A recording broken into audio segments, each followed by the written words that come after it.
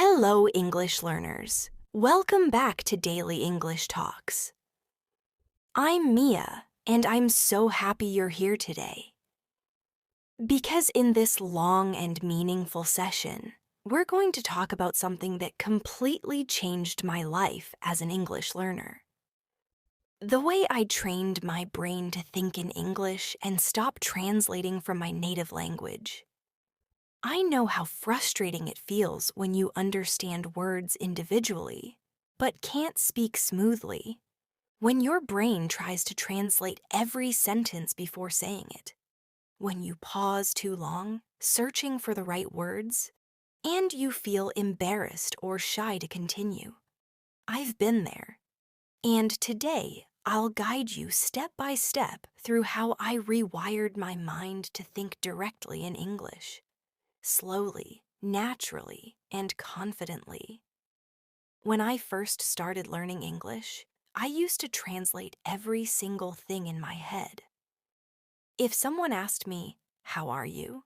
I'd first think of the sentence in my own language, then try to change each word into English. It was exhausting. It made my speech sound robotic and slow. But over time, I realized that fluency doesn't come from memorizing rules or vocabulary lists. It comes from thinking in English directly, from forming automatic connections between ideas and words without needing translation. And that's what we're going to practice together today. Let's begin with a small experiment. Imagine you wake up in the morning. Instead of thinking in your native language, try to say everything you do in English in your mind. For example, I'm waking up, I'm stretching my arms. The sunlight is coming through my window. I feel sleepy, but ready for a new day. Just keep describing your actions in English, even if they're simple. This exercise helps your brain to associate everyday life with English expressions. You're teaching your mind that English isn't just a subject, it's a language of your daily thoughts. Now, think about your morning routine again, and let's do a little shadowing practice together. Repeat after me slowly. I open my eyes. I take a deep breath. I sit up on my bed. I check the time. I go to the bathroom. I brush my teeth. I wash my face. I feel the cool water on my skin. Take a pause. Feel how natural it starts to sound when you don't translate. When you repeat daily actions in English again and again, your brain begins to think that way automatically. When I first tried this method, I made mistakes. I forgot words. I hesitated a lot, but I didn't stop. Every time I forgot a word, I replaced it with a simple one or described it differently. For example, if I couldn't remember the word toothbrush, I said, "the thing I use to clean my teeth." This way, my brain stayed in English mode. And that's the secret. You must stay in English mode, even when you don't know a word. Don't switch back to your language. Find another English way to explain it. That's what fluent speakers do every day. Let's practice that idea now. I'll describe a few situations, and you try to continue thinking in English. Imagine you are at a cafe. You want to order coffee but can't remember the word sugar. Instead of switching to your native word, say, "I want something sweet in my coffee." Or if you forget waiter, say, "the person who brings food." This is a powerful habit. It trains your mind to stay in English and to be creative with the language you already know. That's how fluency grows naturally. I remember one evening I sat by my window and started to describe everything I saw in English. The sky is turning orange. The birds are flying home. The air feels soft and quiet. I didn't use any dictionary. I just spoke from what I knew. And slowly, I realized that my mind had started forming sentences without translation. It was like switching on a new way of thinking. Thinking in English isn't about perfection. It's about presence, about staying with the language, even when it feels uncomfortable. Let's do a little self-talk exercise together. Self-talk means you speak to yourself in English, like you're your own best friend. Try this with me. Okay, Mia, today I will focus on learning something new. I'll listen carefully. I'll try to speak slowly and clearly. I'll not worry about mistakes. Repeat that softly, and then try creating your own version. Talk to yourself in English throughout the day. Before leaving home, say, "Did I take my phone?" "Yes, I did." Before sleeping, say, "I'm tired. I had a long day, but I learned something new." These small conversations with yourself build fluency faster than you imagine. When I used to commute to work, I made it my English thinking time. I would look around and describe things silently in my mind. That car is moving fast. The man is wearing a blue jacket. The street looks busy today. At first it felt strange, but soon it became natural. My brain began to produce English sentences automatically, like a habit. And habits are powerful. They shape who we become. Let's try a visualization practice now.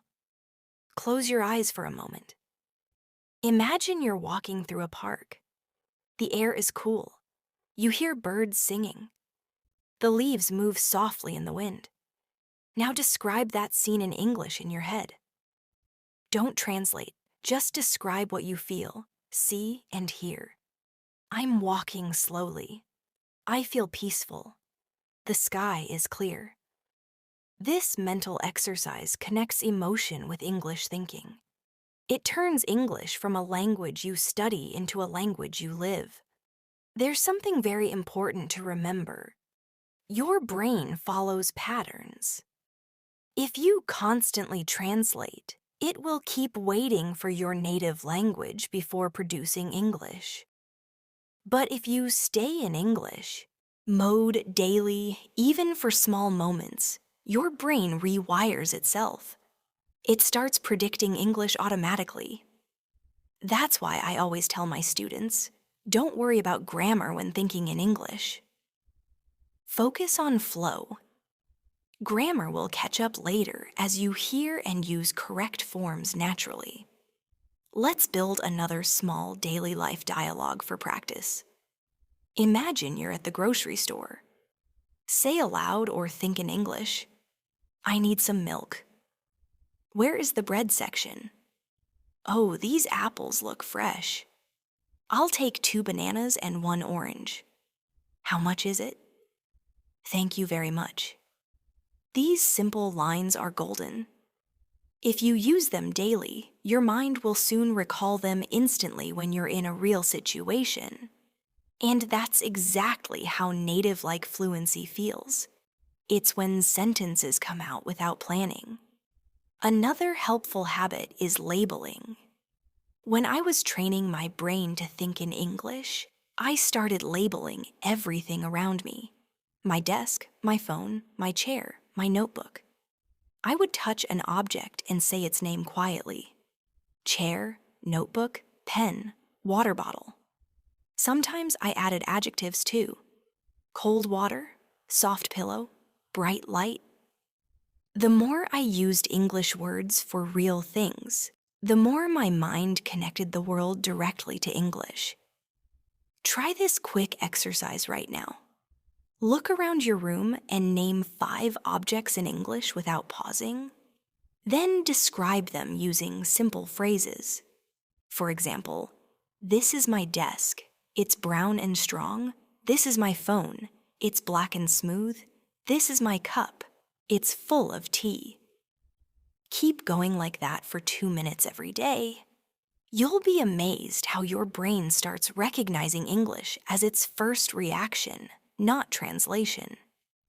Another key part of thinking in English is listening. Listening creates internal patterns. Your brain imitates later. When you hear natural English daily through podcasts, movies, or real conversations, your brain collects rhythm, tone, and common word combinations. Then, when you speak, these combinations come out automatically. I used to listen to simple English stories before bed every night. Even when I didn't understand every word, I focused on how sentences sounded. After weeks, I started thinking with that same rhythm. So choose one English source daily and just listen. Let your ears train your brain. Let's do a listening shadowing mini practice. I'll say some sentences slowly, and you repeat them after me with feeling. I can do this. I'm learning every day. English is becoming easier for me. My thoughts are flowing in English. I enjoy expressing myself clearly. Keep repeating those lines a few times until they feel natural. That's not only language training, it's mindset training too. It reminds your mind to stay confident and relaxed while using English. Sometimes people ask me, Mia, how long does it take to start thinking in English? And I tell them, it depends on consistency, not time. Even 10 minutes of daily practice is more powerful than one long session once a week. It's like watering a plant. If you give it a little water every day, it grows strong roots. But if you forget for weeks and then pour a bucket, it won't survive. Your English brain needs daily care, short, frequent practice moments where you stay inside the language fully. So here's your mini challenge for today. From the moment this lesson ends, choose 1 hour where you will think only in English. During that hour, describe everything you do, see, and feel in English. If you don't know a word, describe it differently. If you feel stuck, take a deep breath and continue in English anyway. At the end of the hour, you'll feel mentally tired, but proud, because that's your brain learning to work in English mode. I want you to remember that fluency isn't built by memorizing grammar rules. It's built by living in English, by connecting emotions, senses, and experiences directly to English expressions. Every time you say something simple like, I'm hungry, or I'm tired, or that's beautiful, you're strengthening those connections. So don't wait for perfection. Start now with small steps and let your brain grow naturally through repetition and emotion. Take a deep breath now and repeat softly after me. I am learning to think in English. I trust my progress. I will not translate anymore. I will describe everything in English with confidence. Let that affirmation sink in, because your thoughts shape your language, and your language shapes your world. When I started thinking in English, one of the biggest challenges was silence. That quiet moment between thoughts, when my brain wanted to return to my native language. In those moments, I had to make a choice to either let the silence pull me back or fill it with English thoughts, even simple ones. I began whispering short sentences like, it's okay, I'm learning, I can say it slowly. That whisper became a bridge that kept my mind inside English. You can try that too. When you feel stuck, don't go back to translation. Fill that space with small English reassurance. Let me think. Maybe like this. These simple pauses in English train your brain to stay comfortable even when you hesitate. I used to carry a small notebook everywhere. But instead of writing grammar rules, I wrote little phrases that I actually used in daily life, like, that's nice, I didn't expect that. I'll be right back. That makes sense. What do you mean? These were phrases that appear in real conversations. I would read them often, and soon they started appearing naturally in my thoughts. You can do the same. Collect living phrases, not textbook ones. Write them on your phone or a sticky note and whisper them during your day. They'll become the language your brain uses automatically when you think. Let's practice together. I'll say some real-life sentences slowly, and you can repeat after me to feel the rhythm. That's interesting. I didn't know that. I'll think about it. Let me see. I can't believe it. That's a good idea. Now pause. Think about how natural they feel when you repeat them. These are the building blocks of fluent thinking. Not complex grammar, but living expressions that fit any conversation. Something that helped me deeply was connecting English to my emotions. For example, when I felt happy, I'd say to myself, I feel happy. I feel grateful. I feel excited. When I felt sad, I'd whisper, I'm tired. I'm disappointed. But I'll be okay. By expressing emotions in English, I taught my brain that English isn't just for lessons. It's for life, for feelings, for comfort. So now try to think of how you feel right now and say it in English quietly. Maybe I'm calm, or I'm learning, or I'm curious. When your feelings and your English meet, that's when your language becomes alive. Another exercise that shaped my progress was narration. I started narrating my life like a story. For example, while cooking, I'd say in my mind, I'm cutting the vegetables. The smell is amazing. I'm adding some salt. The soup is boiling slowly. It was simple but powerful.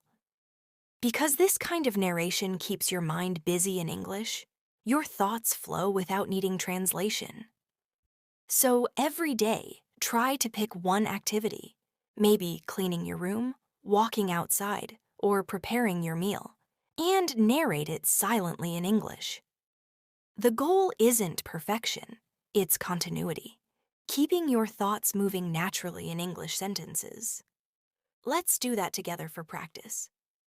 Imagine you're walking to the store. You're thinking in English. I'm walking down the street.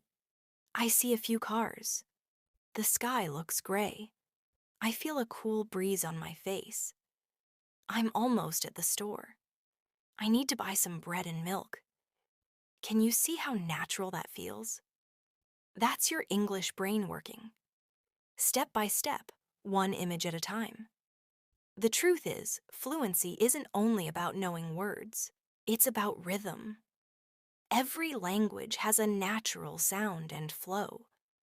When I started to mimic how native speakers paused, how they connected words, and how they used tone, my thinking started to match that rhythm too. It's like music. When you listen long enough, your brain begins to hum along automatically.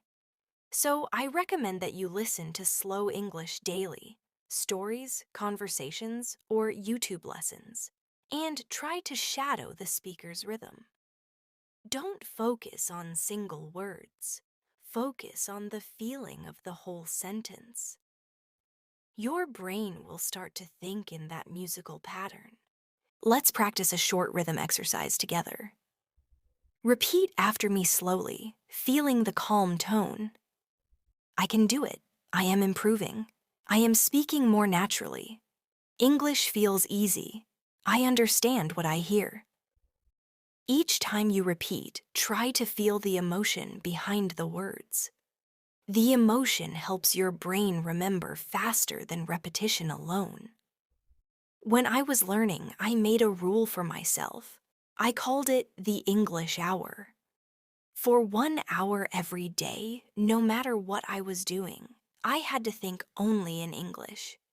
If I didn't know a word, I'd use another way to explain it. If I couldn't express something, I'd simplify it.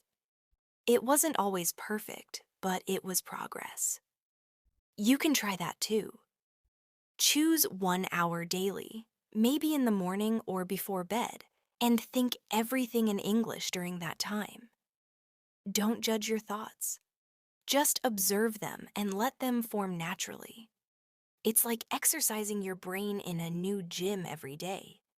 There's another thing that changed everything for me: visual memory. I discovered that my brain remembered English better when I connected words to images instead of translations. For example, instead of thinking tree, your native word, I imagined the tree itself, the green leaves, the sound of wind, the sunlight passing through branches, and said tree. That picture stayed longer than translation ever could. So when you learn new words, close your eyes and imagine them. See them, feel them, connect them to senses. That's how native level thinking begins. Let's test this. I'll say a few words, and I want you to imagine them vividly as you repeat: rain, sunshine, coffee, ocean, smile, music. Now, can you feel how each word creates a small image in your mind? That's pure English thinking. You didn't need translation. You connected directly with the feeling of the word. Keep practicing that daily, and soon your brain will start building full sentences using those pictures automatically. Many learners fear making mistakes when thinking in English. But I'll tell you a secret. Mistakes are not enemies. They are evidence that your brain is learning actively. When a baby learns to walk, they fall many times, but each fall teaches balance. It's the same with language. Each time you forget a word or make a wrong sentence, your mind learns how to adjust next time. So instead of stopping when you make an error, keep going. Say, "That's okay, I'm learning, I'll get better." This positive self-talk builds your English confidence and helps you think clearly without fear. Let's try a short affirmation round together. Repeat after me slowly and feel the confidence behind the words. I am not afraid of mistakes. Mistakes help me grow. I am learning every day. I am thinking more naturally in English. I trust my progress. These affirmations may sound simple, but when you say them daily, they reprogram your subconscious mind.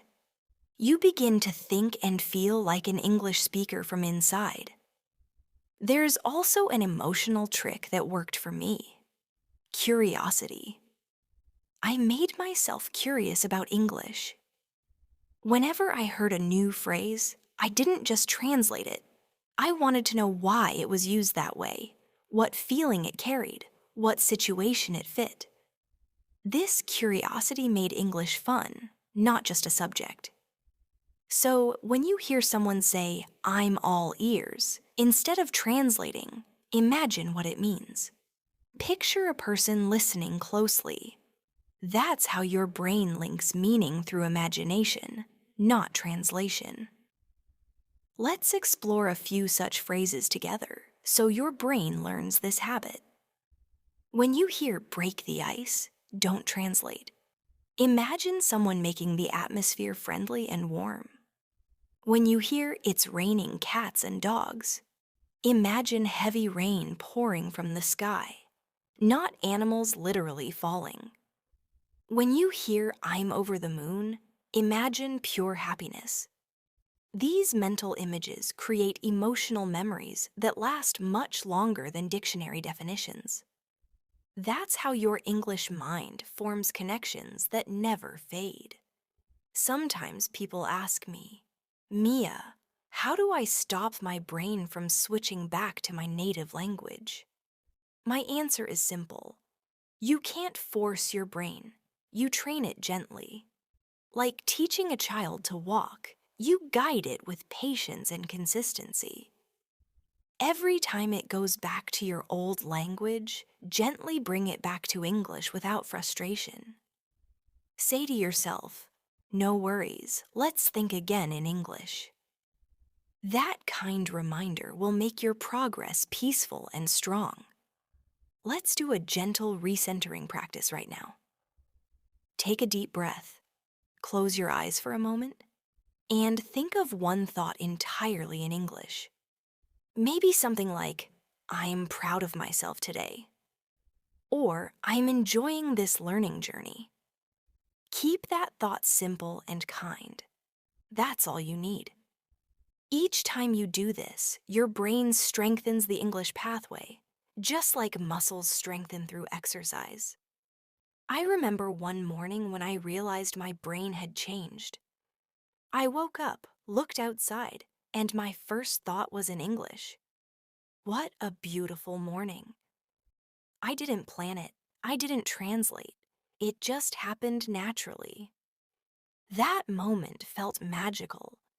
It proved that my daily English thoughts had become automatic. And it will happen for you too, if you stay consistent and gentle with yourself. Thinking in English isn't a destination, it's a transformation. And it begins with every small thought you form in English today. Here's a little daily challenge for you. Before sleeping tonight, recall your entire day in English.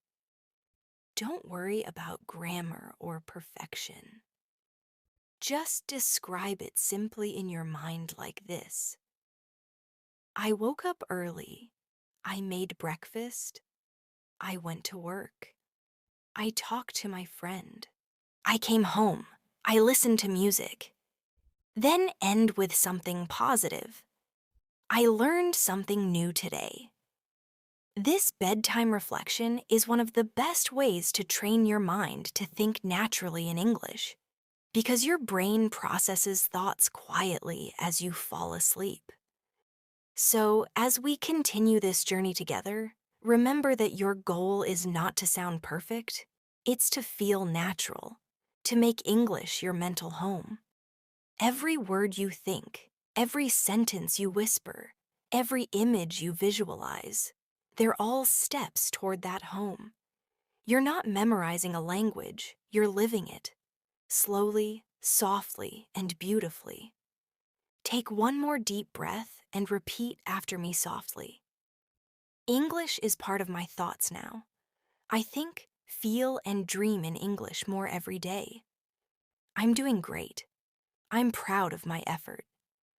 Let those words stay with you for a while, because this is the voice of your new English mind, calm, confident, and alive. When I began noticing real progress in my English thinking, it wasn't because I suddenly learned hundreds of new words. It was because I started noticing the language around me.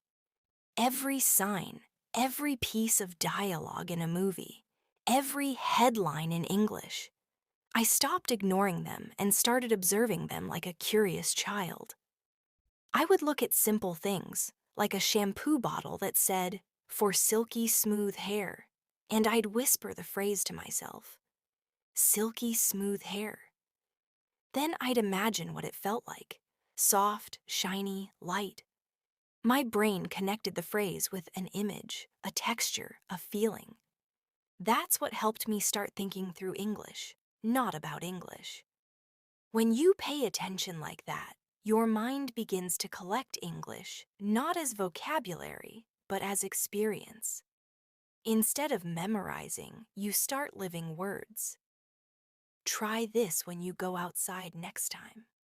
Read everything you see in English. Store names, product labels, menus, signs, and repeat them silently in your head. Imagine their meanings without translating. For example, if you see a sign that says, "freshly baked bread," imagine the smell, the warmth, the texture of bread. Your senses will help your brain remember faster and think more naturally. One trick I used every evening was storytelling. I would sit quietly and retell my day to myself, but only in English. It didn't matter if the grammar was perfect. I just talked to myself about what happened. For example, today was busy. I went to work. I met my friend. We had coffee and laughed a lot. I felt tired but happy. That daily storytelling exercise became my personal mirror. It showed me how my thoughts were forming in English, little by little. You can do the same tonight. Just talk to yourself about your day in English before sleeping. Make it your bedtime ritual. Here's a mini storytelling exercise we can try together right now. Close your eyes for a moment and imagine you just finished a long day. Now, softly say these lines after me. It was a good day. I learned something new. I talked to nice people. I had a few problems, but I handled them. I'm getting better every day. That's it. Simple, calm, real.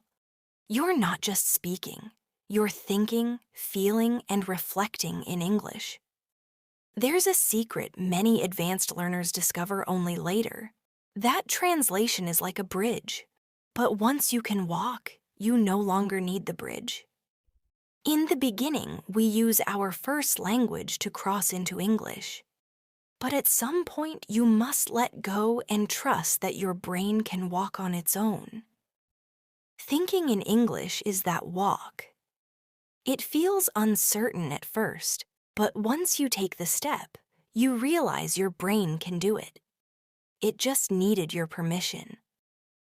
When I was training myself, I created small games to make this process fun. For example, while watching TV, I would choose one simple English word, like happy, and try to describe everything that could make me happy. I'm happy when I drink coffee. I'm happy when I hear music. I'm happy when I finish my work early. I played this little game daily, using different words like tired, excited, hungry, or curious. This playful repetition helped my mind connect feelings and English together in natural patterns. Let's play that game now for practice. I'll say a word and you complete it in your mind. The first word is tired. Say, I'm tired when, and finish it 3 times in English in your head. Next word, excited. Say, I'm excited when, and finish that 3 times too. Finally, grateful. Say, I'm grateful for, and complete it. Notice how your mind is thinking directly in English to fill those blanks. That's the magic. Every time you play, your thinking becomes faster and smoother. There was a time when I still caught myself translating without realizing it.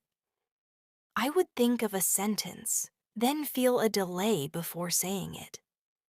That delay is a sign your brain is translating. I began timing myself. If a sentence took too long, I simplified it instead of waiting for the perfect translation. For example, instead of trying to say, I was overwhelmed by my responsibilities, I'd just say, I had too much to do. The meaning was clear, the thought was direct, and my brain stayed in English. That's an important lesson. Fluency isn't about complexity, it's about clarity. Let's practice simplifying your thoughts now. I'll give you a complicated sentence, and you rephrase it in your mind using simple English. Ready? I was absolutely exhausted after completing my assignments. You could say instead, I was really tired after finishing my work. Another one. The food was incredibly delicious and flavorful. You could say, the food was really tasty. See? Simple words, same message, no translation needed. That's how fluent speakers think. They go straight for meaning, not decoration. Another powerful habit that changed my English brain was describing emotions during experiences, not after. For example, when I was watching a sunset instead of thinking later, "It was beautiful," I'd say, right in that moment. "This looks so beautiful." When I was cooking, I'd say, "It smells amazing." When I was walking in the rain, I'd whisper, "This feels peaceful." Thinking in real time makes your English alive. It connects your language to the present moment. You stop learning English as theory and start feeling it in action. You can try this in your daily routine too. As you eat, think, "This tastes good." When you hear music, think, "This sounds nice." When you rest, think, "This feels comfortable." Each time you describe your senses in English, your brain learns that English is not something you switch on and off. It's always present, always part of your awareness. I also practiced something I called tiny thoughts. These are short English thoughts you whisper or think randomly throughout the day. Like, "It's hot today." "I like this song." "She looks kind." "This coffee is strong." These short thoughts are your mind's warm-up exercises. The more often you have them, the faster your brain will start choosing English automatically. Start small, but be consistent. 50 tiny thoughts a day are worth more than one long translation exercise. Let's create a short chain of tiny thoughts together. Repeat softly after me, keeping a calm rhythm. "It's a new day." "I feel good." "The air is fresh." "I have time." "I'm learning something important today." "I can speak clearly." "I'm improving." Feel how natural those small thoughts flow one after another. That's how your inner English voice grows stronger, quietly, gently, through repetition and calm confidence. Sometimes learners worry that their accent or pronunciation will stop them from thinking fluently. But remember, thinking fluently and speaking perfectly are two different things. Thinking comes first. Pronunciation improves naturally when your thoughts become smoother in English. So don't wait for perfect pronunciation to start thinking in English. Start thinking now, and the sound will follow later. Fluency grows from the inside out. Let's do a small pronunciation thinking blend exercise. Listen to the flow as I say these lines, then repeat slowly. Every day, I'm getting better. Every word feels easier. My English is improving naturally. I enjoy this process. You don't need to sound native. You just need to sound comfortable. Because comfort is what keeps your thoughts in English longer. During my journey, I also noticed that emotions affect language deeply. When I was relaxed, my English thoughts came easily. But when I was anxious or afraid of making mistakes, I went back to translating. So I created a small breathing ritual. Before speaking or practicing English, I'd take a deep breath and say softly, "I'm calm. I can do this. I'll take my time." That simple pause told my brain it was safe to think in English. And when the brain feels safe, it opens up and learns faster. Let's breathe together for a moment now.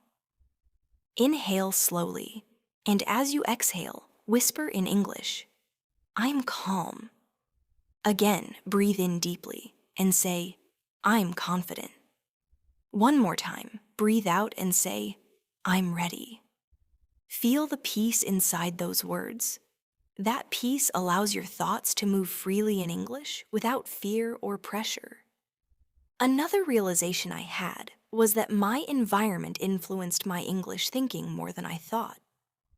When I surrounded myself with English, books, podcasts, labels, even reminders on my phone, my brain stayed in English longer. So I started changing small things around me. I switched my phone's language to English. I changed the names of folders, apps, and playlists to English words. I even wrote sticky notes on my mirror with phrases like, "Good morning, Mia," or "Keep going, you're improving." It sounds simple, but these small visual reminders trained my brain that English was part of my everyday life, not a separate world. You can try that too. Change your device settings to English, label your objects, write positive English notes on your wall. Every time you see those words, your brain will connect your environment with English. And slowly, translation will disappear because your surroundings will already be speaking English to you. Let's try a small visualization exercise to imagine that environment. Picture your room filled with English words and phrases. You see the word mirror near your mirror, door near your door, hope written near your bed, smile near your desk. You wake up and see words greeting you, encouraging you. Now say softly, "I live in English. English lives in me." Feel that energy fill your mind. That's what transformation feels like, when language becomes part of your space and identity. The last big shift that helped me stop translating completely was trusting my intuition. Sometimes I didn't know if a phrase was grammatically perfect, but I said it anyway because it sounded right. And often it was. Our brains have a natural pattern learning system. The more we listen, repeat, and use English, the more our intuition sharpens. So trust your sense of rhythm, your ear, your feeling. Don't wait for rules. Let the language flow, and your intuition will guide you correctly more often than not. Let's practice intuition for a moment. I'll give you two similar sentences, and you just choose which one feels more natural to you. "I'm good in English," or "I'm good at English." You probably felt the second one sounds right. That's intuition at work. Another one, "He explained me the lesson," or "He explained the lesson to me." Again, your ear feels which one flows better. This sense of natural flow is how native speakers think. They rely on feel, not constant analysis.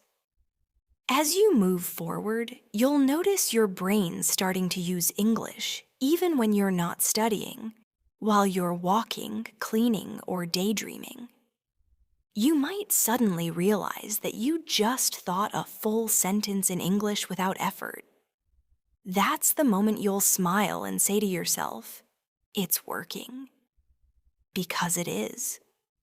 Your brain has learned the rhythm, the sound, the emotion of English, and it's now part of your inner voice. Take a deep breath and repeat after me softly. I am building my English mind. Every day I'm thinking more clearly. I'm calm, confident, and growing. Let that affirmation stay with you, because it's not just words, it's proof of your transformation. One of the most beautiful moments in my English journey was when I started to dream in English. It didn't happen suddenly. It was the result of countless quiet evenings spent thinking, speaking, and listening to English without translation. The first time it happened, I woke up smiling, because even though my dream didn't make perfect sense, my brain had finally begun to use English as its natural language of imagination. That's when I realized thinking in English isn't only about logic. It's also about emotion, creativity, and the freedom to express yourself beyond words. During that time, I made another change in my daily routine. I stopped studying English only in serious moments and started including it in relaxing ones too. I listened to soft English songs before sleeping. I watched calm English videos while drinking tea. I even whispered small English sentences when I was walking alone. It was no longer about study time. It was about living time. The more peaceful my environment felt, the more freely my English thoughts flowed. You can do this too. Let English be part of your quiet moments, not just your practice hours. Let's try something soothing together. Close your eyes for a moment and imagine yourself lying down after a long day. Take a deep breath and say softly in English, "I did my best today. I learned something new. I'm proud of myself." Then imagine your thoughts slowly drifting in English. Simple, warm sentences like, "Tomorrow will be another chance. I'll speak more naturally. I'll keep growing." When you connect English with peace, not pressure, your brain begins to love it. And when your brain loves something, it remembers it effortlessly. Another simple but powerful thing I learned was the art of describing feelings instead of judging them. Many learners say things like, "I'm bad at English," or "My English is not good enough." But I changed that pattern. I stopped judging and started describing. Instead of saying, "I'm bad at English," I'd say, "I'm learning English slowly." Instead of "I can't speak well," I'd say, "I'm practicing how to speak better." That small change in language changed the way my brain saw English. It became a journey, not a test. So, from now on, whenever you feel negative, reframe your thought in English. Describe, don't judge. Let's do that together for practice. If your mind says, "I make too many mistakes," change it to, "I'm learning through my mistakes." If your mind says, "I forget words," change it to, "I'm improving my memory step by step." Feel the difference. One version closes your mind, the other opens it. And when your mind stays open, English thoughts have space to grow and breathe. There's another thing that helped me stop translating. It's called context thinking. Instead of focusing on one word, I focused on the whole idea. For example, if I heard the phrase "pick up," I didn't just translate it word by word. I imagined the situation. Pick up the phone, pick up your bag, pick up your friend. The meaning changed slightly in each case, but the context helped me understand naturally without using my first language. That's the real secret. Understanding through situation, not through translation. Let's do a quick context practice together. Think about the phrase, "turn on." Imagine you're turning on the light, turning on the TV, turning on your computer. Now say softly, "I turn on the light, I turn on the TV, I turn on my laptop." You didn't translate, you imagined. That's exactly how native speakers understand English, through scenes, feelings, and real-life moments, not dictionary words. I also learned that body language affects how we think. When I sat with confidence, breathed calmly, and smiled, my English thoughts felt smoother. But when I sat tense or nervous, I forgot words easily. So I made posture part of my practice. Before thinking or speaking in English, I straightened my back, relaxed my shoulders, and smiled gently. That physical calmness gave my brain the space it needed to think clearly. You can try this now. Sit comfortably, smile a little, take a slow breath, and say, "I'm ready to think in English." Feel the ease that comes from your body to your mind. Let's add a quick physical thinking routine you can repeat daily. Step 1, breathe in and say, "I'm calm." Step 2, smile and say, "I'm confident." Step 3, Open your chest and say, I'm ready. When your body agrees with your words, your thoughts align naturally in English. This connection between body and mind makes learning much easier and more joyful. I used to love talking to myself in front of a mirror. It felt strange at first, but then I realized how powerful it was. Looking at myself while speaking English helped me connect my thoughts, expressions, and emotions all at once. I didn't just practice pronunciation, I practiced confidence. I'd look into my own eyes and say simple sentences like, "You're doing great. Keep going. Don't give up." The reflection gave me a sense of presence. It felt like I was talking to a friend who believed in me. Try that today, even for just 5 minutes. Talk to yourself in English with kindness and belief. Let's do a mini mirror practice simulation right now.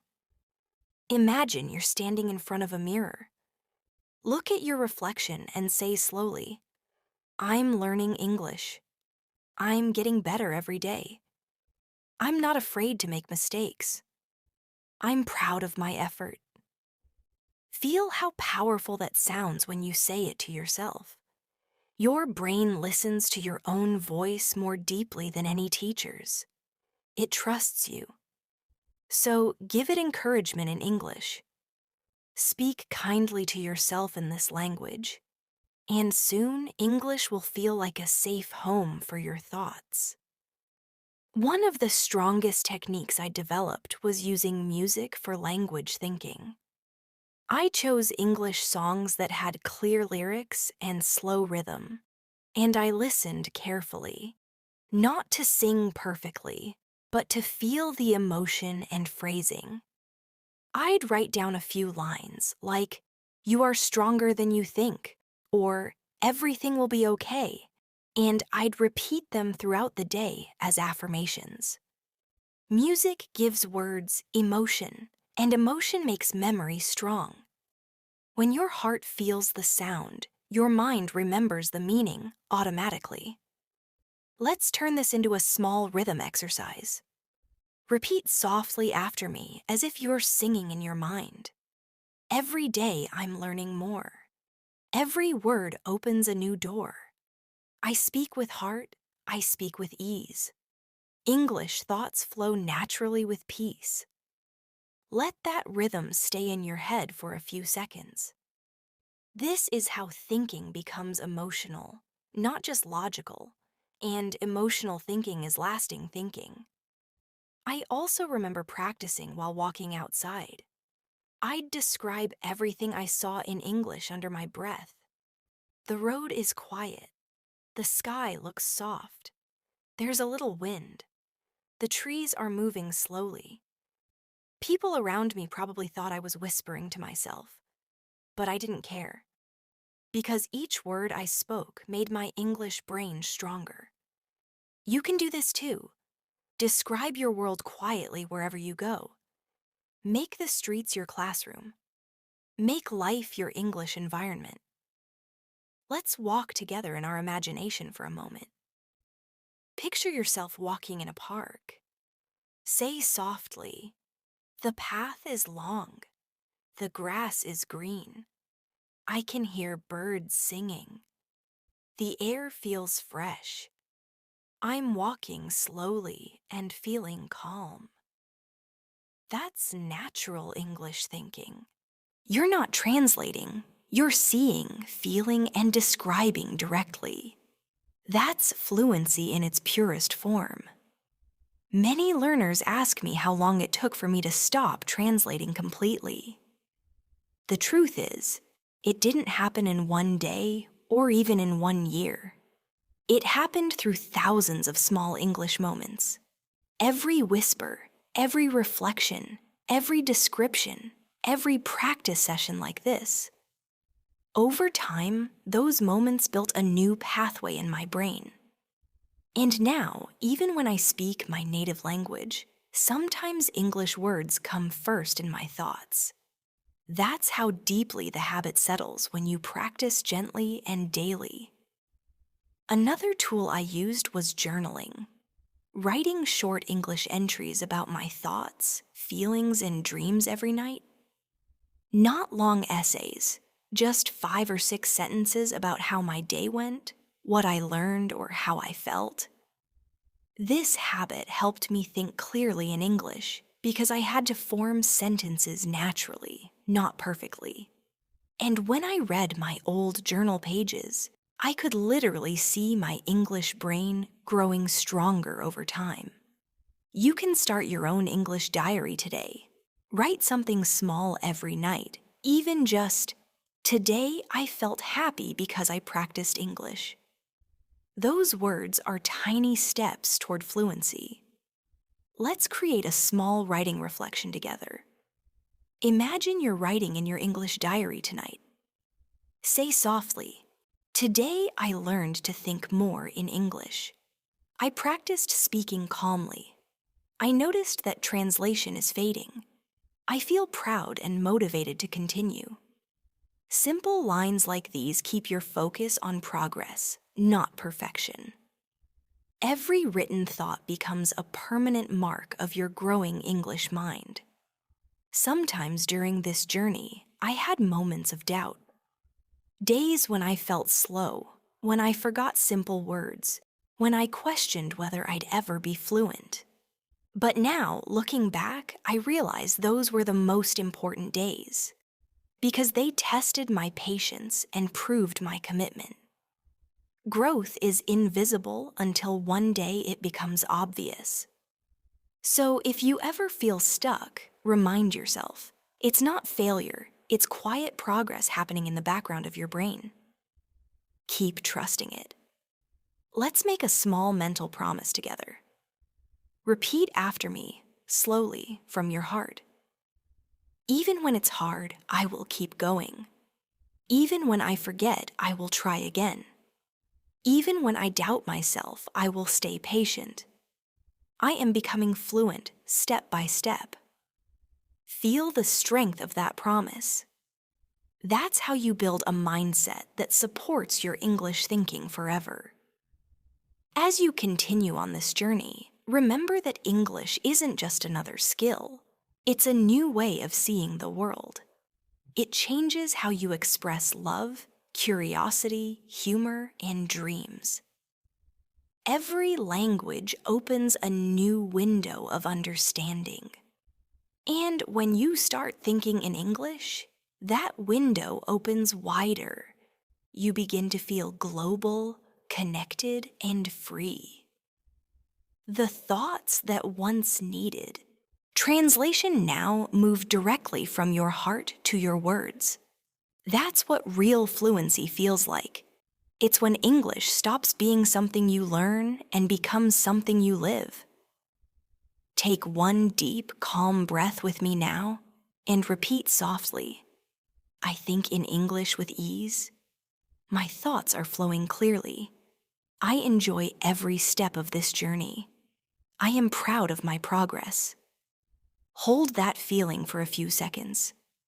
Let it settle inside you. Because this moment, right now, is another brick in the foundation of your English mind. And every small moment matters. One of the most powerful realizations I had during my English journey was that my thoughts were shaped by the words I used. When I used small, limited words, my thoughts felt smaller too. But when I learned new expressions, my mind opened wider. That's when I began using English to expand how I saw the world, not just to communicate.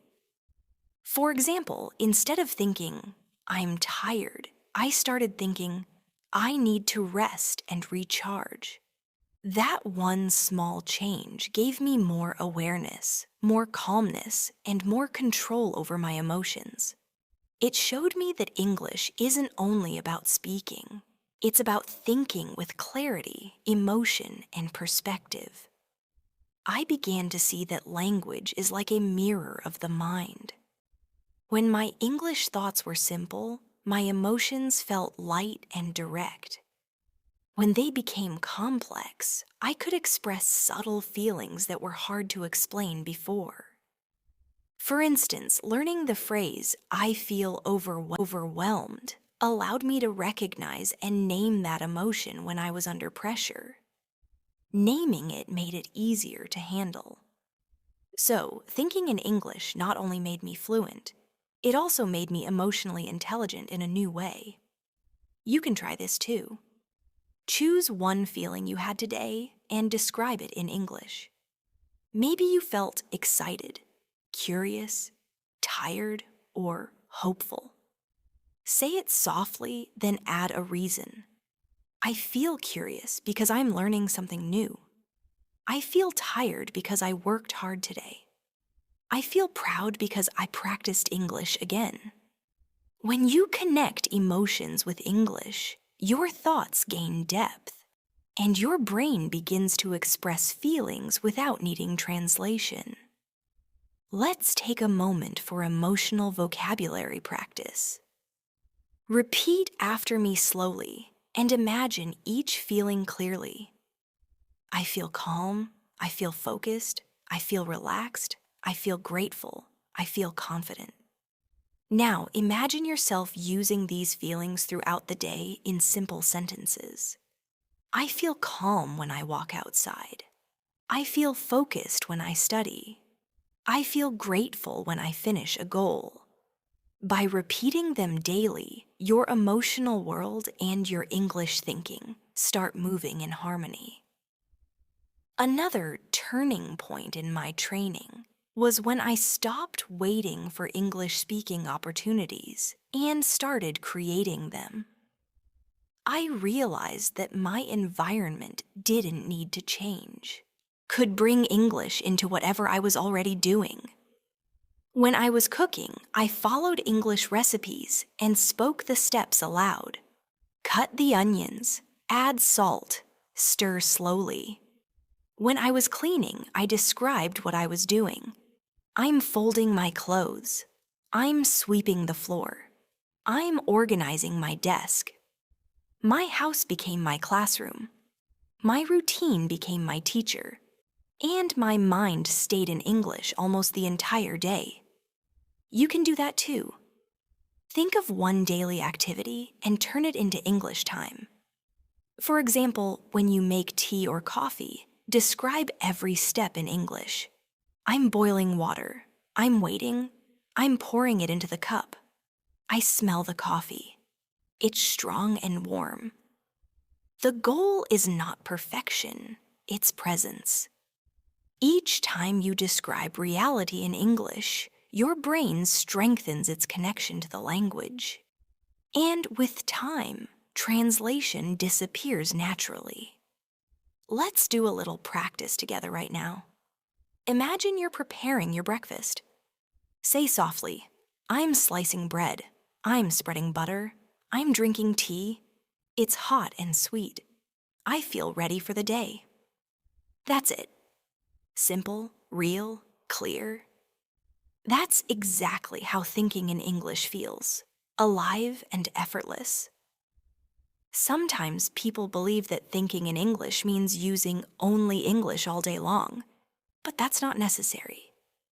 You don't have to force your mind, you just have to guide it. Give your brain more English input than before.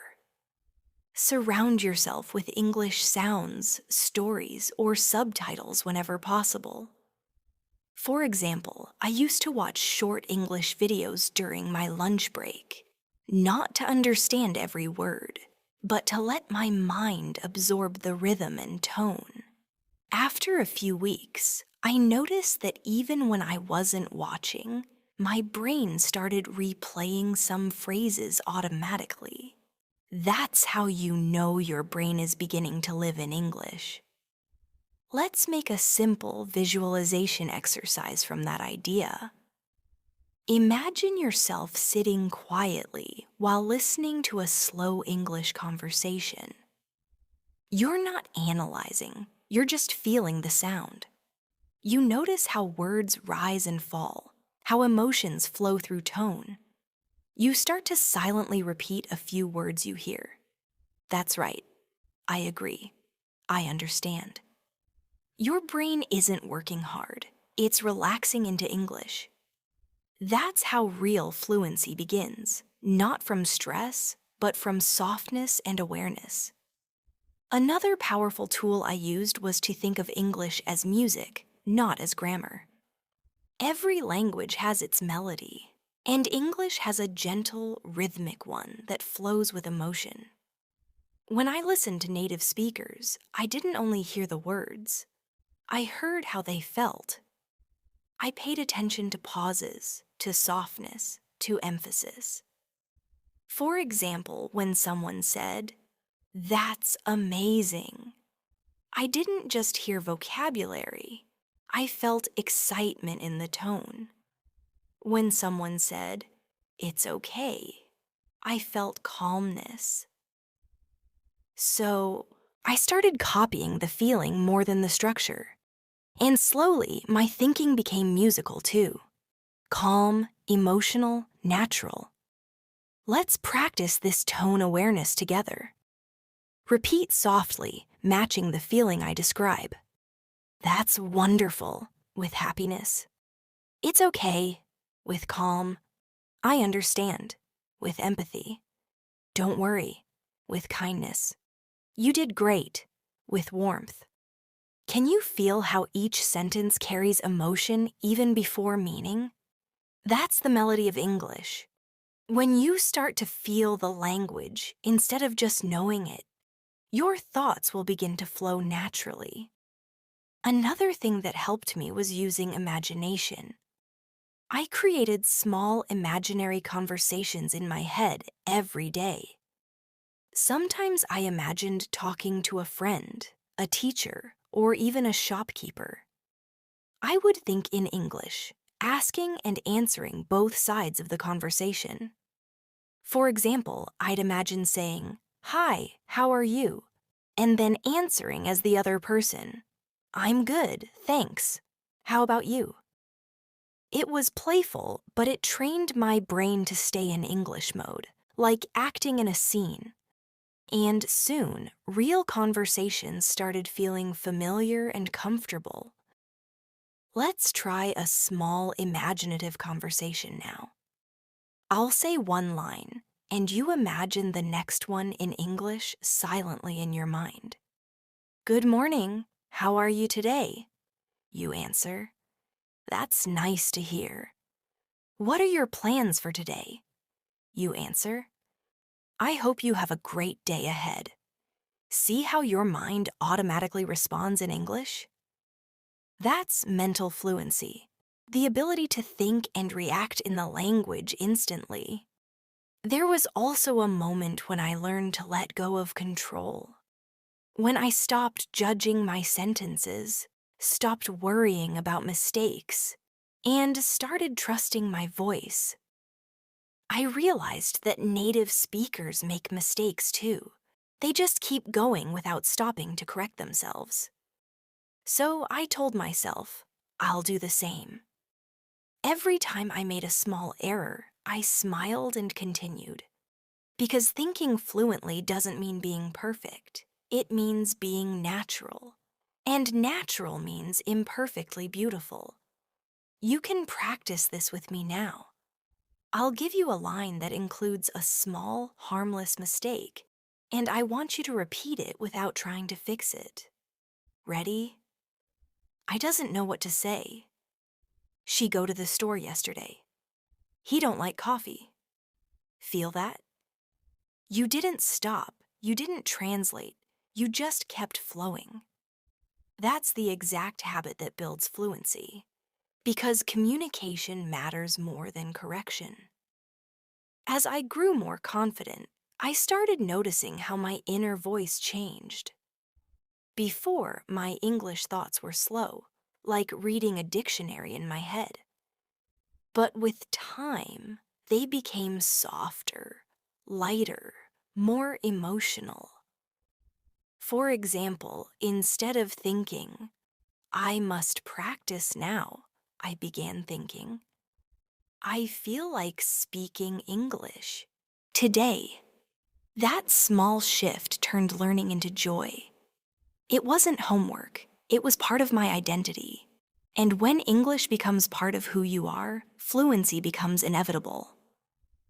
Let's take a moment to affirm that new identity together. Repeat softly after me. English is part of who I am. I think in English naturally. I feel comfortable expressing myself. I'm becoming fluent with peace and patience. Those sentences are more than affirmations. They're self-programming messages that tell your brain how to think. The more you repeat them, the stronger your English identity becomes. Another small trick I used daily was observing conversations silently in English, even if people weren't speaking English. For example, when I was listening to people in my language, I'd imagine how that conversation would sound in English. I'd mentally translate one or two sentences quickly, not word by word, but idea by idea. Over time, that habit turned into instant association. I no longer had to translate consciously. English thoughts appeared on their own. You can try this anytime. Listen to your surroundings and reimagine them in English quietly in your mind. It's a simple but powerful mental workout. Let's do one example together. Imagine someone in your language says, "It's very hot today." Now think in English. "Yes, it's really warm outside." Another one. "I'm going to the market." In English, it becomes, "I'm going shopping." Notice how your brain shifts smoothly without pausing? That's how you train it to move between ideas and English effortlessly. As my English mind became stronger, I also started noticing changes in my thinking habits. I became calmer, more observant, and more reflective. English has a slower rhythm than my native language. It gives space between thoughts. And that space taught me patience, clarity, and peace. I realized that language can shape not only how we speak, but also how we feel inside. When I thought in English, I often felt calmer. Maybe because I was focusing more carefully, listening more mindfully, and speaking more intentionally. English became my language of peace. Let's feel that calmness together for a moment. Close your eyes and think in English softly. I'm calm right now. I'm breathing slowly. I'm thinking clearly. I'm safe and relaxed. Feel how the sound of English slows your thoughts down gently. That's the kind of inner peace that keeps your mind open and creative while learning. At this point in my journey, I realized something deeper. Thinking in English wasn't just about connecting words. It was about connecting worlds. I had created a new world inside me, a space where English wasn't foreign anymore. It was familiar, warm, and expressive. It helped me see life differently, to understand people better, and to express myself more freely. And that's what I want for you too. Not just to speak English, but to live in English, to let it become part of your mind, your emotions, and your daily rhythm. Take one more deep breath with me now, and repeat slowly. I am living in English now. My thoughts are peaceful and natural. I'm growing every day. I believe in my journey. Let these words echo gently in your mind, because your transformation is already happening, even in this very moment. Every sentence you think, every phrase you whisper, every image you imagine, it all shapes the new English you that's emerging beautifully, quietly, and confidently. When I look back now, I realize that training my brain to think in English was not about forcing words into my mind. It was about creating gentle patterns. Patterns that repeated so often they became automatic. I stopped thinking of English as a subject and started treating it like a habit, like brushing my teeth or drinking water. I didn't ask myself if I felt ready. I just did it every day, even for a few minutes. And those few minutes, repeated hundreds of times, built something powerful inside me. They built my English brain quietly, layer by layer. I remember setting small challenges for myself every morning. Before touching my phone, I would say 3 sentences in English out loud. Simple ones like, "Good morning, Mia. Let's have a good day." Or, "I'm ready to learn something new." Or, "I'll stay positive today." Those first sentences became a signal for my brain. It was English time. It didn't matter how sleepy I felt. My mind knew that the first words of my day belonged to English. And soon, that morning ritual turned into my foundation for fluent thinking. Let's make that your morning routine too. When you wake up tomorrow, before checking messages or talking to anyone, take a slow breath and whisper 3 English sentences that fit your mood. I feel fresh today. I want to smile more. I'll do my best. It doesn't matter which sentences you choose. The key is to start your day in English. That small step keeps your mind inside the language from the very first moment of the day. Another method that worked for me was visualization. Before sleeping, I would close my eyes and imagine myself in real-life situations speaking English confidently.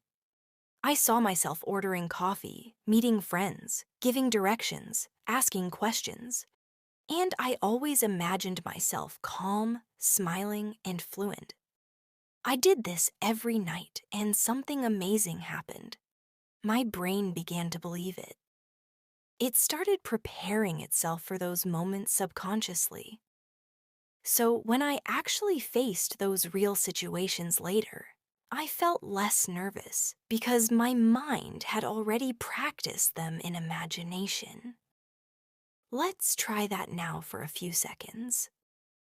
Close your eyes and picture yourself speaking English fluently in your dream situation. Maybe you're traveling abroad, talking easily with locals, or you're at work explaining something clearly, or you're meeting new people confidently. Hear your own voice speaking smoothly. See yourself smiling. Feel the comfort inside. That's your brain learning through imagination.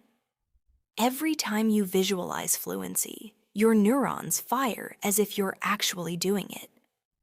That's why it works so deeply.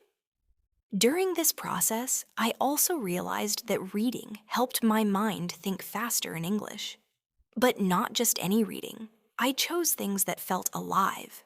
Short stories, dialogues, quotes, even simple articles that carried emotion. When I read, I didn't translate. I focused on images, feelings, and flow. For example, if I read, "The sun was shining through the trees," I didn't stop to think of meanings. I pictured it in my head. I saw the sunlight, the green leaves, the soft wind. My brain learned that English is not something to decode. It's something to experience. You can build this reading habit easily. Choose one short English paragraph each day, just one, and read it slowly with your imagination open. Feel the story, see the colors, hear the sounds. Don't worry about unknown words. Skip them and focus on the emotion. Then close your eyes and summarize what you read in your own English words, even if it's simple. This daily 5-minute reading reflection habit will make your thinking smooth and vivid. It's like feeding your brain pure English oxygen. Let's do a mini practice together. Imagine reading this short scene. The rain is falling softly on the street. A woman opens her umbrella and walks slowly. Her shoes make a gentle sound on the wet ground. Now close your eyes and describe it in your own words in English. Maybe you say, "It's raining and a woman is walking with an umbrella." That's perfect. You're describing directly from imagination, not translation.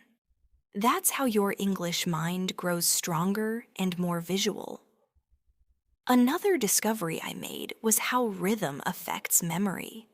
I noticed that repeating certain phrases with rhythm helped them stay in my mind longer. So instead of repeating words flatly, I added emotion and tone. I would say things like, "I can do this, I really can," or "Every day I'm getting better." And I'd say them in a gentle, musical tone, almost like a song. The rhythm made the sentences feel alive. And when something feels alive, the brain remembers it naturally. Let's try that right now. Say softly after me, "I can do this. I really can. Every day I'm getting better. English is becoming easier for me. I love learning new words. My mind is calm and open." Feel the music in your voice as you say it. That little melody is how native speakers naturally think. They feel the sound of words before analyzing them. You can do the same every day. Talk to yourself with rhythm and kindness, and your English thoughts will stay with you all day long. There were times when I didn't have much time to practice. But instead of skipping English completely, I found micro moments. For example, while waiting for my food, I would look around and think, "There are 3 tables. 2 people are talking. The waiter looks busy." Just 30 seconds of English thinking kept my brain active. These small bursts added up faster than long, rare study sessions. So remember, it's not about how long you practice, it's about how often you practice. English thinking grows from consistency, not intensity. Try this idea next time you're waiting somewhere, in line, in traffic, or at the bus stop. Don't scroll your phone right away. Instead, describe what's happening around you in English quietly. A child is playing. The sky looks gray. A car just passed by. That's enough. You've just trained your English brain without a single book or teacher. That's the secret. Learning happens everywhere when your mind stays awake in English. Another big realization was that silence can also be practice. Sometimes I sat quietly, listening to my thoughts, and I noticed how many of them still came in my first language. So I decided to replace some of them slowly. For example, when I caught myself thinking, "I'm hungry" in my language, I'd softly whisper it in English instead. Or if I thought, "It's late," I'd switch to, "It's getting late." I didn't judge myself. I just redirected my mind again and again. Over time, that gentle redirection became automatic. My thoughts naturally arrived in English before I even noticed. Let's practice that redirection together now. Think of something ordinary, like being thirsty, and say softly, "I want some water." Think of being tired and say, "I need to rest." Think of being excited and say, "I can't wait." You're teaching your brain to recognize moments and respond directly in English. Each small correction is a signal that English is your default mode now. When I started speaking English with others, I realized how important listening was for keeping my thoughts in English. If I listened carefully, really listened, my brain stayed in English mode longer because it was absorbing ideas, not translating. So I practiced listening, not for words, but for meaning. When someone spoke, I focused on tone, context, and emotion first. That helped me understand faster and respond naturally. I wasn't decoding sentences anymore. I was connecting with ideas. You can train this skill even without people around. Listen to English audio for a few minutes and focus only on the feeling. Ask yourself, is the speaker happy, sad, curious, relaxed? Then summarize what you think they meant, even if you didn't. Catch every word. This trains your brain to understand English through intuition and context, just like a native speaker does. Let's try that quickly. Imagine you hear someone say in a calm tone, "It's been a long day, but I'm grateful for everything." What emotion do you feel? Peace, maybe, or contentment. That's it. You understood without translation. That's how comprehension becomes emotional and automatic. As I got deeper into this journey, I noticed something wonderful. English started changing my inner monologue. I became more patient, more thoughtful, more self-kind. Because English has soft, encouraging phrases that I began to use with myself daily. Instead of thinking, "I failed," I'd think, "It's okay, I'll try again." Instead of saying, "I'm stupid," I'd think, "I just need more time." Those small, gentle thoughts reshaped not only my language, but my mindset. And that's when I understood. Learning English isn't just about communication, it's about compassion toward yourself. Let's speak kindly to ourselves for a moment. Repeat softly after me. It's okay to learn slowly. It's okay to make mistakes. I'm doing my best. I'm improving every day. I'm proud of my journey. Feel how peaceful that sounds inside your mind. These words are your new inner voice, your English mind speaking to you with love instead of fear. I also discovered that humor helped me think faster in English. When I laughed while learning, my brain stayed relaxed and curious. I started watching short, funny videos in English and repeating simple jokes to myself. The laughter removed pressure and made my mind associate English with joy instead of stress. That emotional connection made it easier to think spontaneously and creatively in the language. Here's a small exercise. Think of a light, funny sentence in English and say it out loud, even if it's silly. Something like, "I tried to cook, but my food ran away." Or, "I talked to my plant and it ignored me." Smile as you say it. Humor keeps your brain awake, flexible, and ready to think quickly in English. Never underestimate the power of a little laughter in your learning. As the days passed, I noticed that my English thoughts no longer waited for permission. They just appeared naturally. When I saw something beautiful, my first reaction was in English. When I was surprised, the word "wow" came automatically. When I felt thankful, "thank you" came out naturally, even when I was alone. That's how you know your mind has crossed the bridge.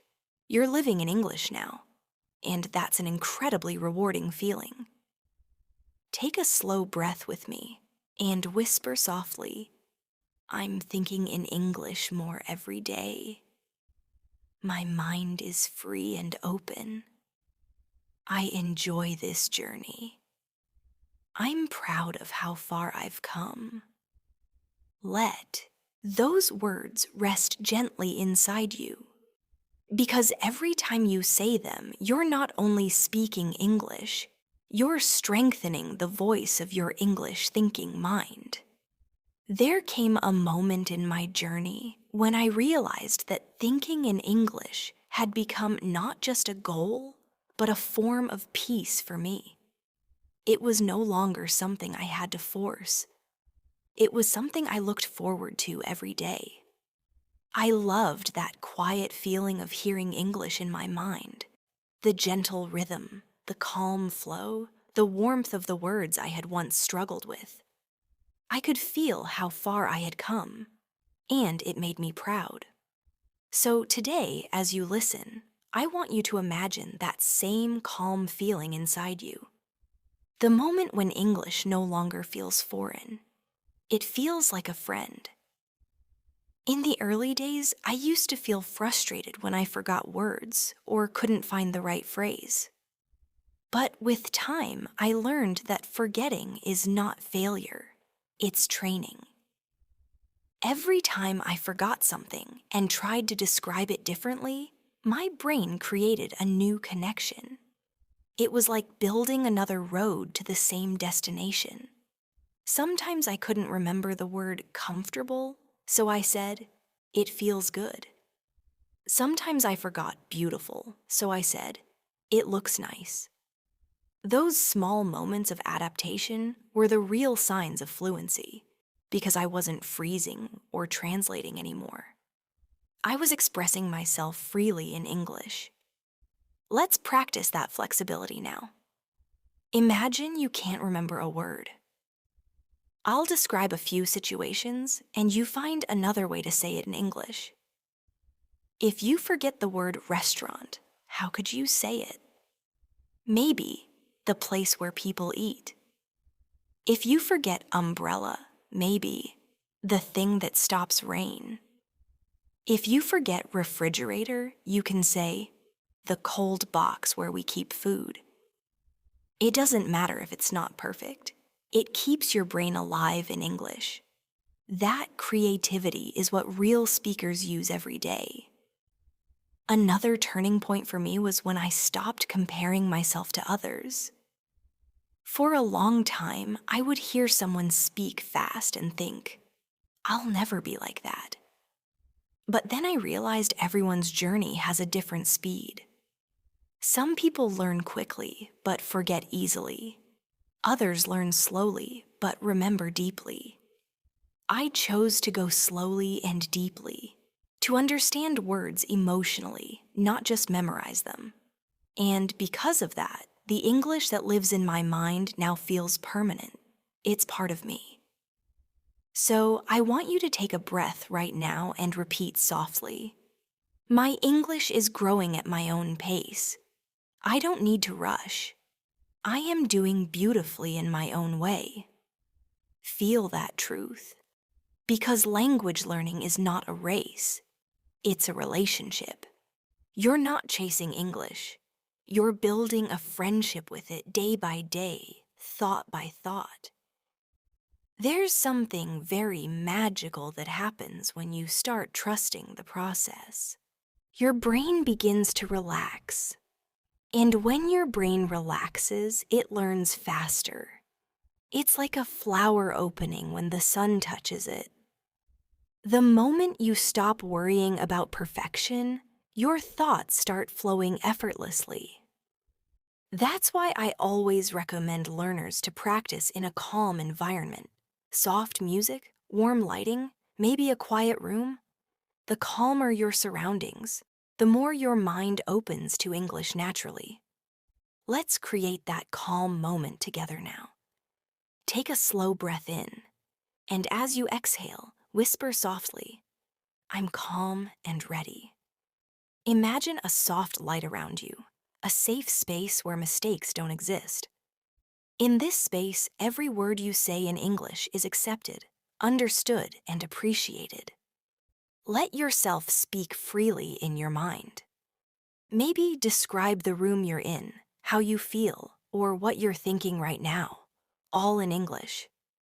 That peace you feel, that's your English mind growing quietly in the background.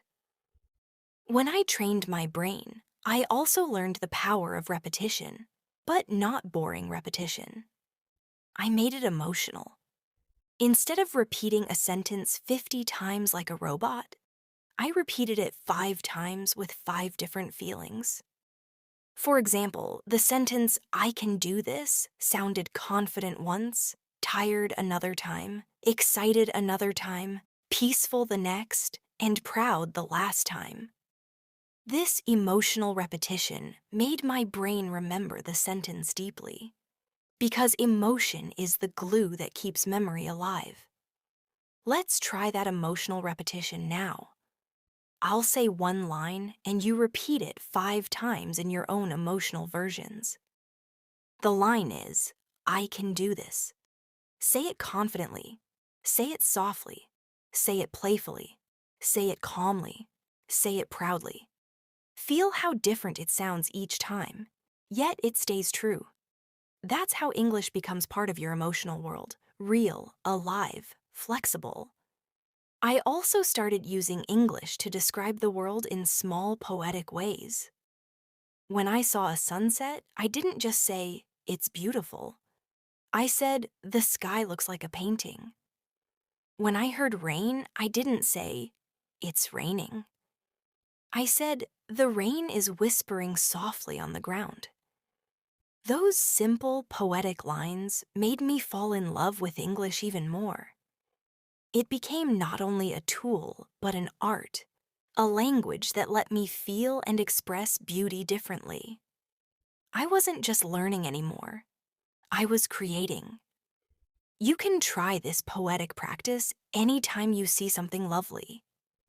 Take a few seconds and describe it in English.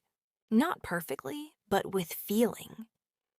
For example, if you see the moon, say, the moon looks peaceful tonight. If you see a cup of coffee, say, the steam is dancing above my cup. The more you describe beauty in English, the more beautiful English becomes inside your mind.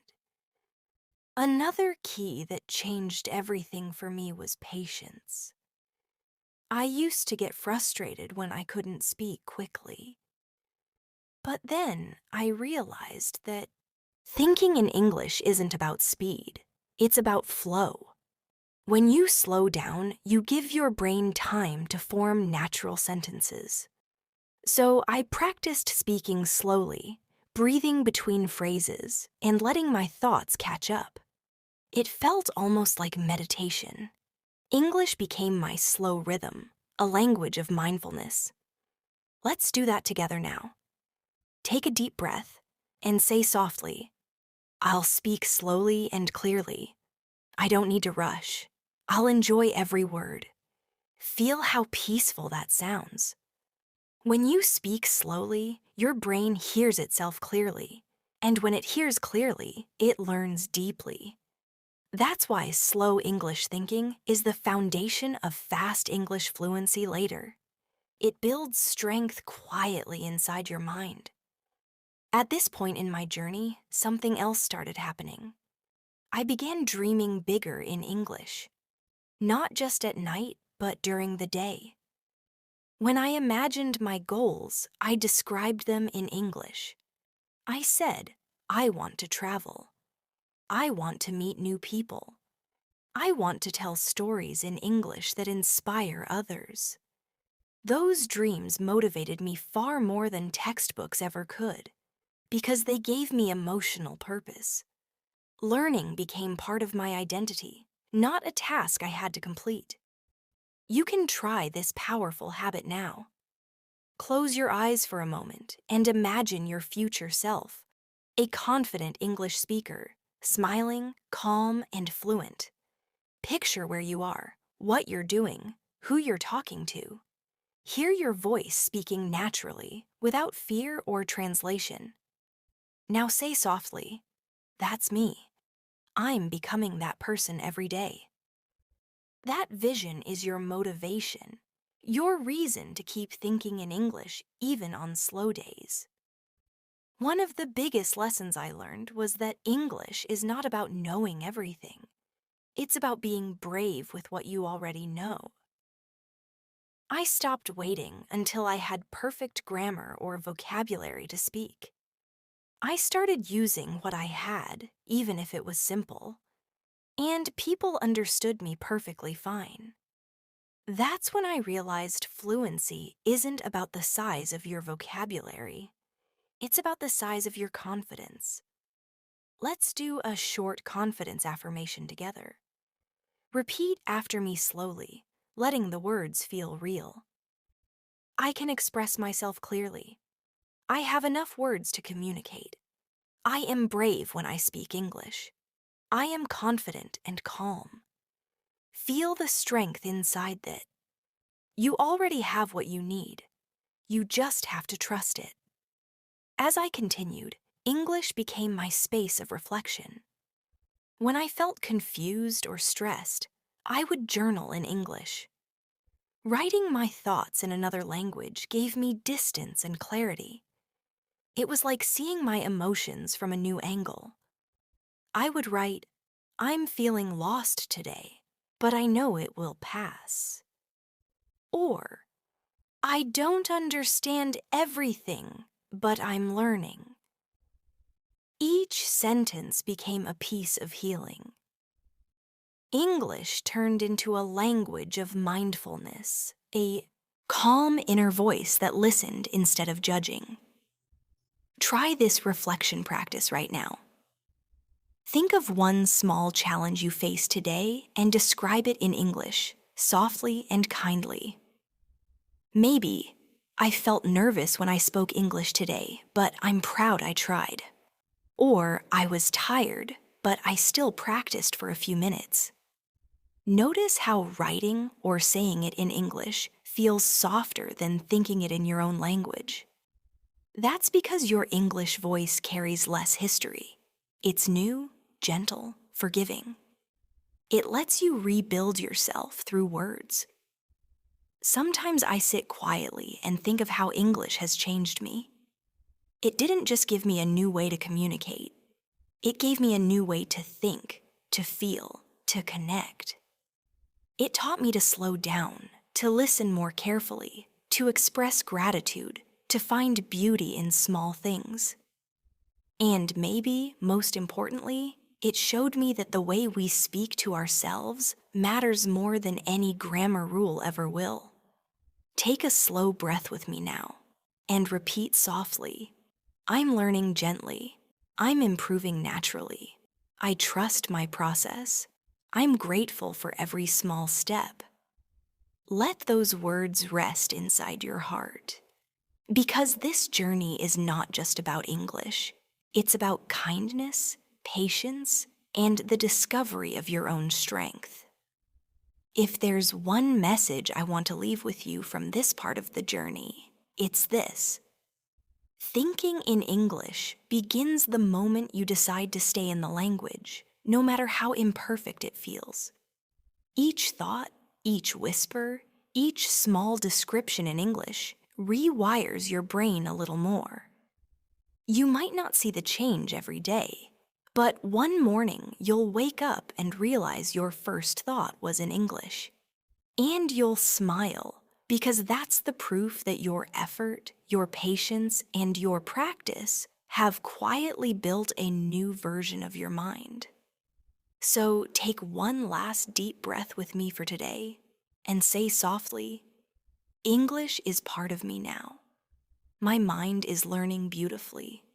My thoughts flow naturally. I'm becoming fluent one peaceful step at a time." That's your affirmation. Your reminder that progress doesn't need to be loud. It can be slow, gentle, and deeply powerful. Just like you. When I reached the final stage of my English journey, something beautiful began to happen. I stopped noticing the switch between languages. It was as if English had melted quietly into my thoughts, into my emotions, into the way I saw the world. I no longer asked myself, "Am I thinking in English or in my language?" Because my mind was simply thinking, and English had become part of that natural flow. That, to me, was fluency. Not speed, not perfection, but peaceful connection. I remember sitting one evening on my balcony with a cup of tea. The air was soft, the world was quiet, and my thoughts began to wander in English without effort. I wasn't trying to practice. I was just living, breathing, observing, and English was the language of those moments. I thought, this feels right. This feels free. That's when I truly understood that learning English was never about memorizing. It was about belonging. It was about building a home for my thoughts inside a new language, a place where my mind could rest and express itself without fear. So, as you reach this part of your journey, I want you to imagine what that feels like. Imagine walking through your day and hearing English phrases softly echoing in your mind.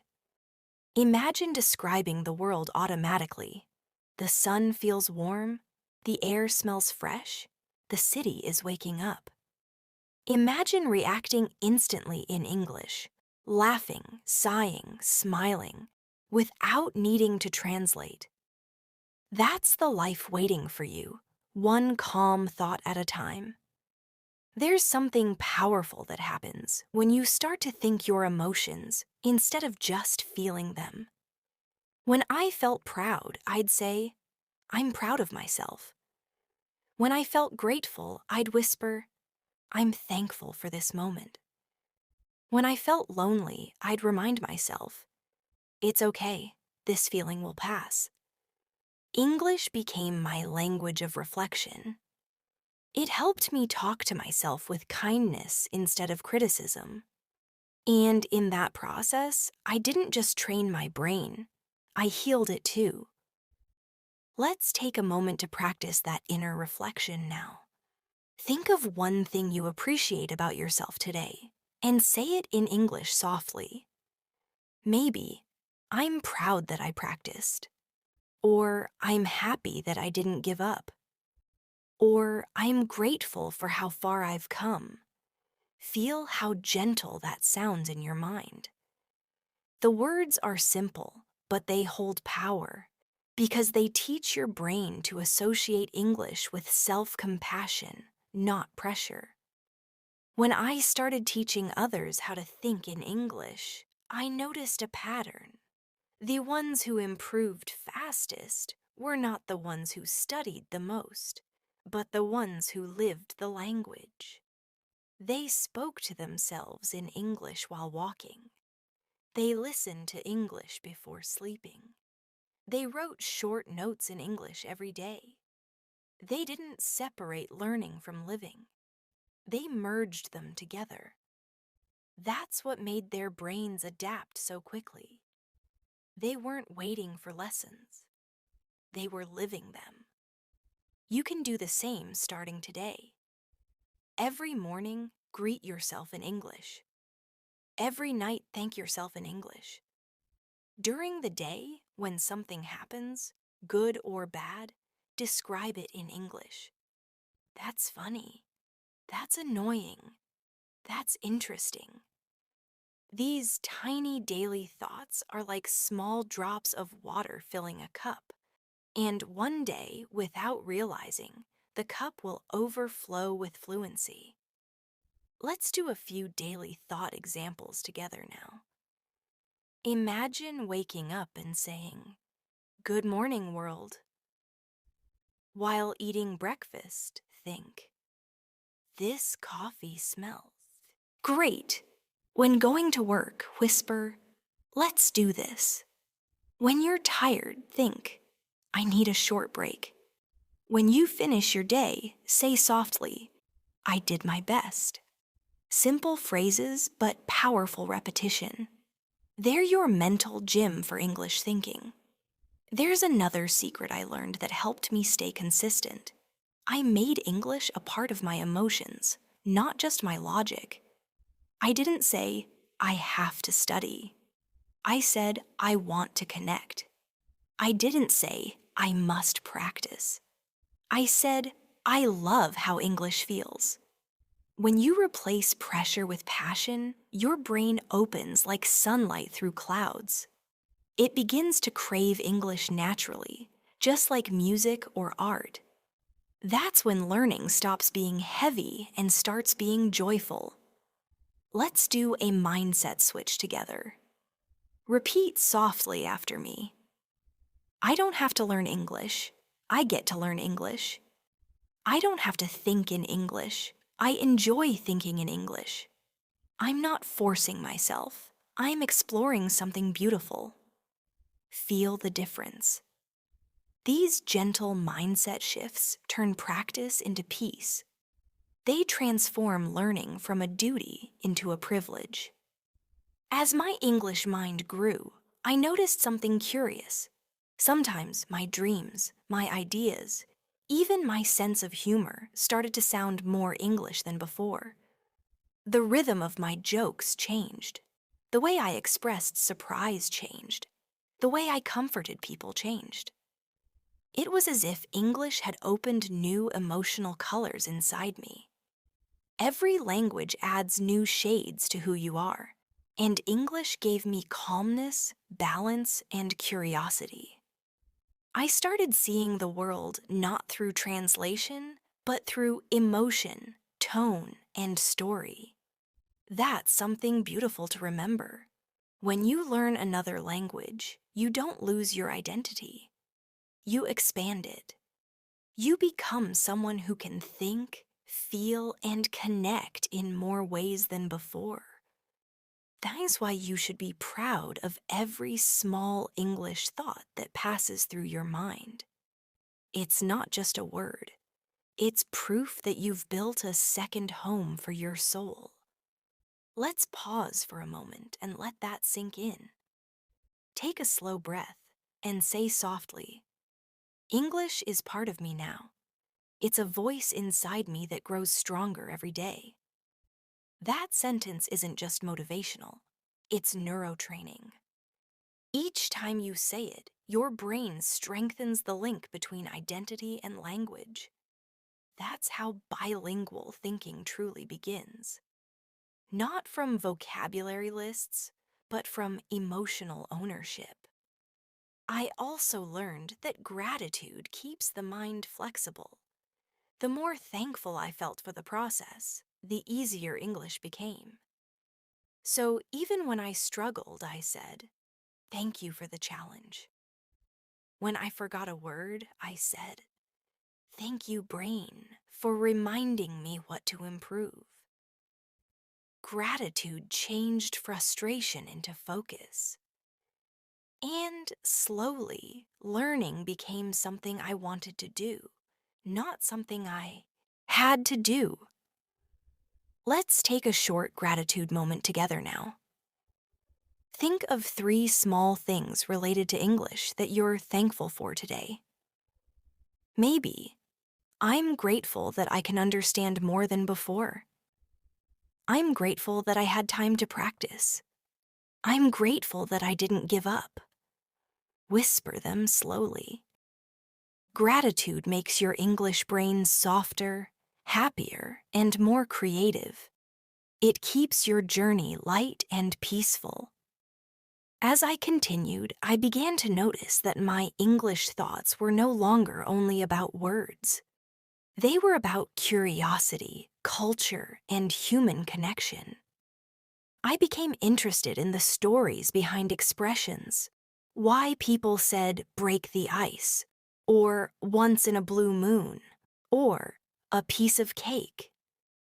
Understanding those idioms helped me connect not only with the language, but with the people who spoke it. It reminded me that every phrase has a story, and learning English is really about learning people. You can do the same. When you hear a new phrase, don't rush to translate it. Ask yourself, why do people say it like that? Look for the image, the feeling, the story behind it. That's how your brain attaches meaning permanently. For example, when you hear hold your horses, imagine someone literally calming their horses down. That image makes it unforgettable. This way, your English thoughts become full of color, not just definitions. At one point, I realized my entire day could be lived in English if I wanted. Not because I forced it, but because it had become natural. My phone, my songs, my reading, my small thoughts, my gratitude, all in English. It was quiet immersion, not loud practice. And it changed everything. I didn't need to go abroad to feel surrounded by English. I carried English inside me everywhere I went. That's the stage you're heading toward. When English becomes not just something you do, but something you are. It's already happening right now, quietly, as you listen to these words and imagine them as your own. Every time you think along with me, you're rewiring your brain to stay in English longer, more peacefully, more naturally. Before we finish, I want you to try one final deep practice exercise with me. It's called the flow of thought. Close your eyes, breathe deeply, and for the next minute, describe anything you want in English without stopping. Don't worry if it's simple or repetitive. Just let it flow. For example, I'm sitting here, I'm listening, I feel calm, I'm breathing, I'm learning, I'm improving, I feel peaceful. Keep going like that, softly, calmly, continuously. You're not studying now, you're living English in real time. That's your new brain in action. Now slowly open your eyes, smile gently, and realize what you just did. You thought, you spoke, you felt. All in English. That's fluency. That's freedom. And that's the transformation you've been working toward all along. Before we end, let me leave you with a small truth I've learned through years of teaching and learning. The moment you start thinking in English, the world starts speaking back to you in English too. Opportunities, conversations, friendships, they begin to find you. Because language is connection, and connection attracts life. So never underestimate what you're building. Your English mind is not just a skill, it's a bridge to a new world of understanding. Take one last slow breath with me now. Let's end this journey the way we began it, with calm, with gratitude, and with love for learning. Repeat softly after me. I'm proud of myself. I think in English with peace. I trust my journey completely. I'm becoming more fluent every day. My mind is open, my heart is calm, and English lives within me. Let those words stay in your heart as you move forward. Because this isn't the end of your journey. It's just the beginning of a new, fluent, confident version of you. From now on, every sunrise, every small thought, every conversation will be a quiet reminder that you trained your brain, not through pressure, but through patience, peace, and love for learning. You've done something extraordinary. You've taught your brain to think in another language. And that is one of the most beautiful human achievements possible. So, wherever you are right now, smile softly. Feel that accomplishment in your chest. And whisper one final time with me. I did it. I'm thinking in English now. And it feels natural, calm, and real. And that, my dear learner, is the quiet miracle of this journey. You've not only learned English, you've learned how to listen to yourself in a new voice. And that voice will guide you every day from here on.